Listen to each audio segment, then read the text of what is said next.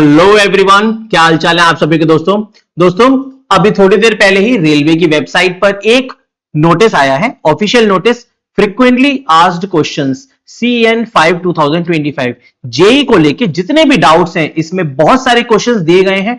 Total 11 pages हैं जिसमें जो जो इंपॉर्टेंट है मैंने वो हाईलाइट कर लिए, तो आप लोगों का टाइम वेस्ट नहीं होगा। जो जो मेन बातें हैं चलिए जल्दी से डिस्कस करते हैं।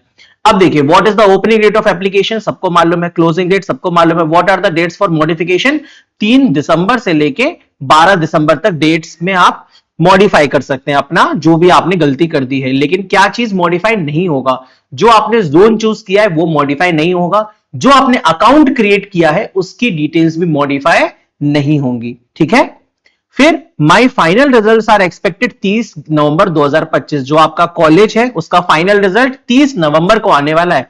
आप अप्लाई कर सकते हैं क्या? नो, आप अप्लाई नहीं कर सकते। आपका फाइनल रिजल्ट 30 नवंबर से पहले आ जाना चाहिए। फाइनल रिजल्ट घोषित होना और फाइनल रिजल्ट की हार्ड कॉपी मिलना दोनों अलग चीज है। हार्ड कॉपी नहीं मिली आपको रिजल्ट की, कोई दिक्कत नहीं है, लेकिन सभी सेमेस्टर्स का कंप्लीट फाइनल रिजल्ट ऑनलाइन आ जाना चाहिए। What are the requirements to create an account? तो आपको मोबाइल नंबर, ईमेल आईडी, ये सब चीजें चाहिए। How I have create account, what is the procedure to create account, can I edit the create an account detail, तो नहीं कर सकते। ध्यान रखेंगे, जो अकाउंट बना लिया है वो बड़ा ही इंपॉर्टेंट है, इसको दोबारा एडिट नहीं कर सकते। Next procedure after create an account, form भरना है। Can mobile be used for form filling, mobile से फॉर्म भर सकते हैं? यस, कर तो सकते हैं, लेकिन ढंग से काम नहीं करेगा तो लैपटॉप के थ्रू भरे, ज्यादा बढ़िया रहेगा। फिर कितने पे लेवल्स हैं, कैसे अप्लाई करें, use of application registration number, सब बेसिक बातें हैं। क्रूशियल डेट पीडब्ल्यूडी कैंडिडेट्स के लिए तो वो है 30 नवंबर 2025। फॉर्म फिलिंग की लास्ट डेट ही आपके सर्टिफिकेट के लिए क्रूशियल डेट है, लास्ट डेट है। Can I apply to different RRBs? नहीं, आप एक ही में अप्लाई कर सकते हैं। Can I apply more than one? No. Can I apply multiple applications to same RRB? अगर आप एक जोन चूज करते हैं उसी में 2 बार अप्लाई कर दें तो आप कैंसिल कर दिए जाएंगे, आपका जो फॉर्म है वो कैंसिल हो जाएगा। तो ऐसी गलती मत करना, एक बार में अच्छे से सही भरना और दूसरे आरआरबी में अप्लाई नहीं कर सकते, एक बार एक ही में।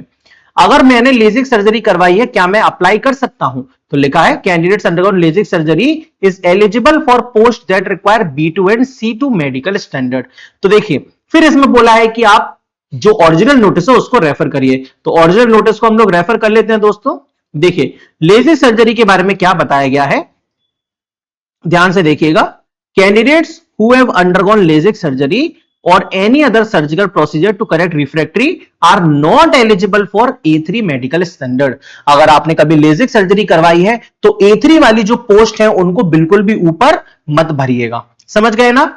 इसके बाद जिन्होंने लेजिक सर्जरी करवाई है वो B1 मेडिकल स्टैंडर्ड और उसके नीचे वालों के लिए एलिजिबल है, मतलब B1 के लिए और C1 के लिए। अब लेकिन कुछ बातें लिखी गई है कि कोई कॉम्प्लिकेशंस नहीं होने चाहिए, केवल 1 साल मतलब कम से कम 1 ईयर का ड्यूरेशन होना चाहिए जो आपने सर्जरी करवाई है, और भी कुछ कुछ बातें लिखी हैं टेक्निकल। ठीक है, तो आप लोग ये वाला पॉइंट जरूर देख लीजिएगा, आपके नोटिस में पॉइंट नंबर 3.0 लेजिक सर्जरी के बारे में है। क्लियर है दोस्तों? तो लेजिक सर्जरी वाला A3 में अप्लाई नहीं कर सकता, A3 के अंदर अप्लाई नहीं करिएगा। जो B1 है और C1 है इसमें आप अप्लाई कर सकते हैं। आगे चलते हैं, डिजी लॉ के आधार क्यों चाहिए, ये सब क्या है, आधार क्यों चाहिए? तो सिंपल सी बात है, आधार तो चाहिए। कहना है change of password, choose an RRB, ये सब चीजें लिखा हुआ है। तो अहम बातें बताते हैं। I have wrongly mentioned my community या कास्ट, कहना है मॉडिफाई माय कम्युनिटी या caste after submission. Yes, modification of detail is allowed during modification window period, लेकिन उसके लिए आपको 250 रुपए देने पड़ेंगे। अगर कास्ट गलत डाल दिया, मान लीजिए मन किया EWS नहीं UR से ही फिल कर देता हूं, कर सकते हो, लेकिन मॉडिफिकेशन विंडो में 3 दिसंबर से 12 दिसंबर के बीच में। Can I edit my application details after submission of online application before making payment? बड़ा अच्छा पॉइंट है। आपने अपना फॉर्म भरा, फॉर्म को सबमिट कर दिया लेकिन पेमेंट नहीं किया, क्या आप अपना डिटेल्स चेंज कर सकते हैं? No, candidates can not edit detail after submission of application.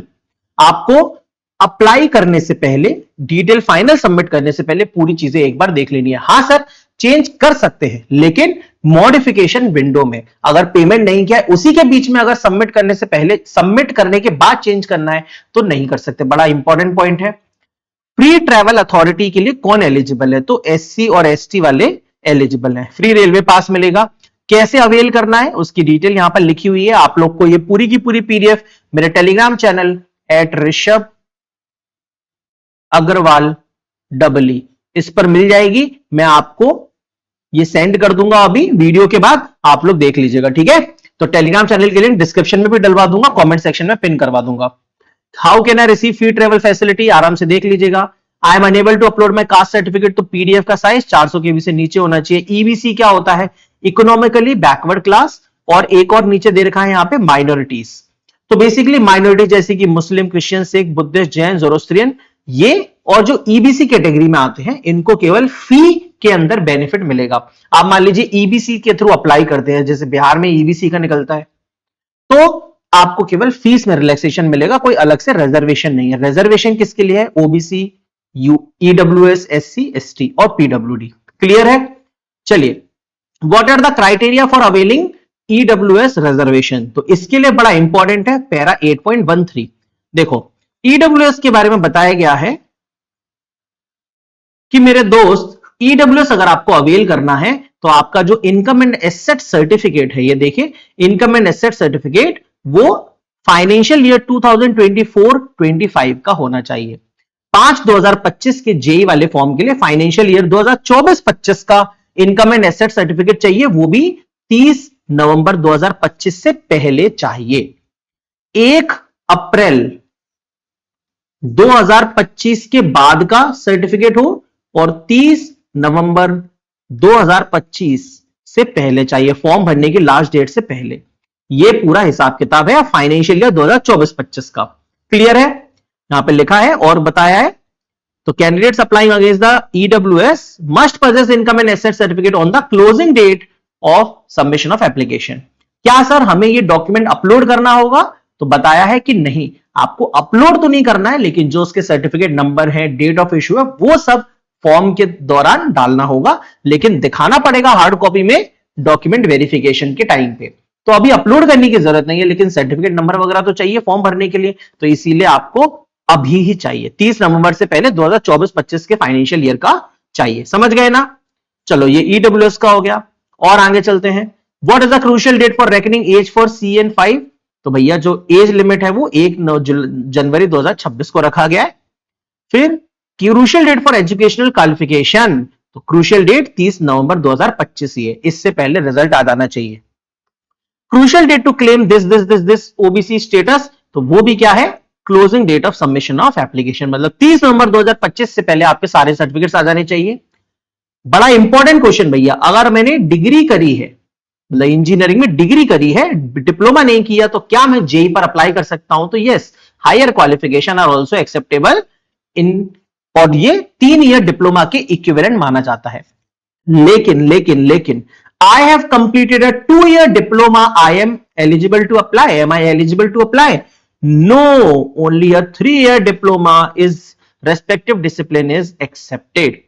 10th के बाद आईटीआई कर लिया, आईटीआई के बाद 2 साल का डिप्लोमा कर लिया, यू आर नॉट एलिजिबल।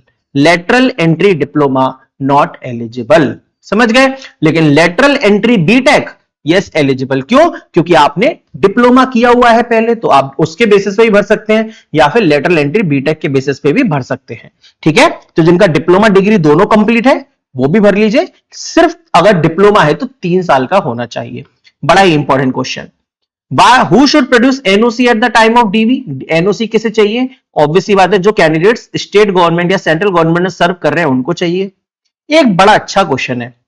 मान लीजिए आपने किसी दूसरी नौकरी का फॉर्म भरा था, आपका रिजल्ट जो आया आरआरबी जेई का फॉर्म भरने के बाद आया और आपकी ज्वाइनिंग भी हो गई, तो आफ्टर सबमिशन ऑफ एप्लीकेशन आपने आरआरबी जेई का फॉर्म भर दिया 30 नवंबर, लेकिन जब तक आरआरबी जेई की ज्वाइनिंग नहीं आ रही है, उसके बीच में आपकी दूसरे डिपार्टमेंट की ज्वाइनिंग आ गई, तो क्या आपको कोई एनओसी चाहिए? तो यस, आपको एनओसी चाहिए। समझ गए ना? तो अगर रेलवे की नौकरी में ज्वाइन होने से पहले, डीवी से पहले कहीं और जॉब पर लग गए फॉर्म भरने के बाद भी, तो भी आपको एनओसी उस डिपार्टमेंट से चाहिए होगी। इसके बाद और कुछ इंपॉर्टेंट है। My date of birth in 10th certificate और आधार में अलग अलग है, मुझे कौन सी डेट ऑफ बर्थ एंटर करना है? तो however only date of birth as per matriculation certificate to be entered in application. 10वीं वाली करनी है, लेकिन एप्लीकेशन सबमिट करने से पहले दोनों को करेक्ट जरूर करवा लीजिएगा, 10वीं का नहीं तो आधार कार्ड का। चलिए इसके बाद व्हाट डेट, ये मेरे साथ बड़ी दिक्कत होती थी जब फॉर्म भरते थे, तो उसमें ये बताना पड़ता है कि आप एग्जैक्टली किस दिन पास हुए हैं। तो भाई ये तो हमें पता ही नहीं होता, क्योंकि डिग्री के अंदर जो आता है वो महीना आता है और ईयर आता है, एग्जैक्ट डेट नहीं आती। तो बोला है कि आपको 31 मई 2023 डाल देना है, अगर मई 2023 है। जैसे कि मान लीजिए आप 2020 में पास आउट हुए हैं मई के अंदर, मई 2020 में, तो आपको क्या डाल देना है, मई के महीने की लास्ट डेट 31 मई 2020। जून में पास आउट हुए हैं तो जून की लास्ट डेट है ना, लास्ट डेट डालनी है। What documents to be uploaded in total, कौन कौन सा डॉक्यूमेंट अपलोड करना है आपको, मेनली केवल स्कैन्ड सिग्नेचर ही अपलोड करना है और कुछ भी अपलोड नहीं करना, सर्टिफिकेट वगैरह, है ना। SC ST कैंडिडेट्स को कास्ट सर्टिफिकेट अपलोड करना पड़ेगा अगर वो फ्री ट्रैवल पास चाहते हैं। अगर आप फ्री में ट्रेन में ट्रैवल करके CBT 1 देने जाएंगे तो फिर SC ST कास्ट सर्टिफिकेट चाहिए। अभी आपके पास बस सर्टिफिकेट इसीलिए चाहिए जिससे आप उसमें डेट्स डाल सको, DV के टाइम पे हार्ड कॉपी में दिखाना होगा, ठीक है। और क्या चाहिए, सिर्फ सिग्नेचर अपलोड करना है। अब फोटो के बारे में एक बहुत ही इंपॉर्टेंट बात है, तो देखिए नेगेटिव मार्किंग होगी क्या, हाँ 1/3 की होगी। Should I provide the order of preference for all the post for which I am eligible, yes, आपको अपना पोस्ट प्रेफरेंस डालना होगा, बड़ा ही इंपॉर्टेंट है भाई। अगर आप पोस्ट प्रेफरेंस नहीं डालेंगे तो देखिए क्या लिखा है यहां पे, if no preference is given for certain post it will be considered as their unwillingness for those post. तो भाई आपने जोन चूज कर लिया लेकिन एंड तक आप पोस्ट ही नहीं प्रेफर कर पाए, आपको पता ही नहीं चला कि किस ऑर्डर में आपको नौकरी चाहिए, कौन सा पोस्ट पहले रखना है। तो पोस्ट प्रेफरेंस को लेके एक बहुत ही जल्दी वीडियो लेके आ रहा हूं, क्या पता आज या कल में ही आ जाए, उसको जरूर देख लीजिएगा, है ना। एक वीडियो ऑलरेडी दी है, दूसरे टाइप की वीडियो है, देखिएगा। तो once preferences are submitted they are final and no changes will be entertained. Zone भी चेंज नहीं कर सकते, प्रेफरेंस भी चेंज नहीं कर सकते, बहुत इंपॉर्टेंट है प्रेफरेंस। एप्लीकेशन में अगर कोई मदद चाहिए आपको, अभी भी कोई आपका डाउट रह गया है तो ये फोन नंबर दिया है, स्क्रीनशॉट ले लो, यहां पर आप लोग कॉल करके पूछ सकते हो, ठीक है। एक चीज लास्ट में फोटो के बारे में और है, क्योंकि लाइव फोटोग्राफ खींचा जाएगा, आपको फोटो अपलोड नहीं करना है, तो फिर क्या ध्यान रखना है, सब चीजें क्लियर होनी चाहिए, व्हाइट बैकग्राउंड होना चाहिए, फेस एकदम सेंटर में होना चाहिए। सबसे इंपॉर्टेंट बात है कोई कैप, मास्क, ग्लास, स्पेक्टिकल आपको वियर नहीं करना है। चश्मा लगाते हैं लेकिन दिखाना नहीं है, फोटो में लगाना नहीं है। बीच में फेस होना चाहिए, पीछे लाइट बैकग्राउंड होना चाहिए, एकदम सेंटर में आना चाहिए और इक्विवेलेंट डिस्टेंस होनी चाहिए, टेढ़ा बाड़ा ऐसे नहीं होना चाहिए, नहीं तो बहुत सारे बच्चे फोटो खिंचवाने के बाद ही रिजेक्ट हो जाते हैं। SSC में हुआ था इस बार, है ना। तो लाइव फोटोग्राफ अच्छे से खिंचवाइएगा और अगर आपने फोटो खिंचवाया वो देख सकते हो और अगर सही नहीं लगा तो दोबारा भी खिंचवा सकते हो, है ना। मतलब ऑनलाइन जब फॉर्म भरोगे तो फोटो आएगा, तो अच्छा वेब कैमरा वाला लैपटॉप यूज करिएगा या फिर जो आपके स्टेट में ऑनलाइन वाला होगा वहां जाके फॉर्म भर लेना। क्लियर है दोस्तों। तो ये पूरी की पूरी डिटेल्स थी, सारी की सारी डॉक्यूमेंट्स की, एलिजिबिलिटी की, सारी चीजें क्लियर हो गई यहाँ पे। बाकी पेपर का पैटर्न वगैरह था और सारी चीजें थी, वो इंपॉर्टेंट नहीं थी इतनी। फिर भी कोई डाउट अगर आपका रह जाता है तो आप कमेंट सेक्शन में बता दीजिएगा और ये पूरी PDF के लिए टेलीग्राम चैनल जरूर ज्वाइन कर लीजिएगा दोस्तों। RRB JEE के लिए जितना भी हम कर सकते हैं पूरी की पूरी तरीके से करेंगे साथ में मिलके। आप लोग डोंट वरी, चिंता मत करिए, मैं आप सभी के एंड तक एकदम रिजल्ट तक साथ हूं, ठीक है दोस्तों। Thank you so much.